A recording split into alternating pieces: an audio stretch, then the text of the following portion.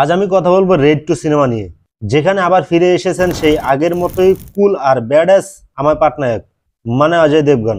এবারও তিনি এসেছেন দারুণ স্টাইল আর সোয়াগ নিয়ে। আর এবার যার বাড়িতে অভিযান চালাতে যাচ্ছেন তিনি আর কেউ নন, দাদা মানে মনোয়ার ভাই, যার চরিত্রে অভিনয় করেছেন রিতেশ দেশমুখ।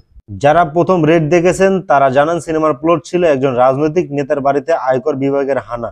এই সিনেমাটিও ঠিক সেই রকম আয়কর অভিযান ভিত্তিক সিনেমা হিসেবে এটা একদম টপ ক্লাস। এটা হতে যাচ্ছে আমায় পাটনায়কের 75তম অভিযান।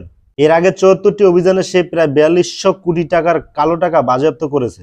এবার তিনি মোকাবেলা করবে এমন একজন মন্ত্রীর সাথে যিনি গরিবের রাজা দাদাভাই, যার সঙ্গে জনগণের পূর্ণ সমর্থন রয়েছে। এমন পরিস্থিতিতে কিভাবে আমায় পাটনায়ক তার বাড়িতে হানা দেয় সেটাই হবে এই সিনেমার মূল আকর্ষণ। যারা এই মুভির প্রথম পার্ট দেখেননি তাদের জন্য চিন্তার কিছুই নেই, কারণ প্লটের কাঠামো অনেকটাই একই রকম। তবে এই মুভির ভিতরে আছে দারুণ একটা নস্টালজিয়া।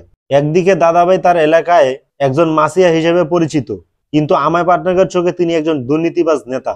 সিনেমার শুরুটা একটু সাদামাটা মনে হতে পারে, কিন্তু ধীরে ধীরে গল্পে টুইস্ট আসতে শুরু করে, আর তখন থেকে শুরু হয় থ্রিল আর সাসপেন্সের এক দুর্দান্ত যাত্রা। এই সিনেমাতেও থাকছে আগেরবারের সেই মজার তাওজির উপস্থিতি, যিনি পুরো গল্পে একরকম কানেকশন তৈরি করেন আগের পার্টের সঙ্গে।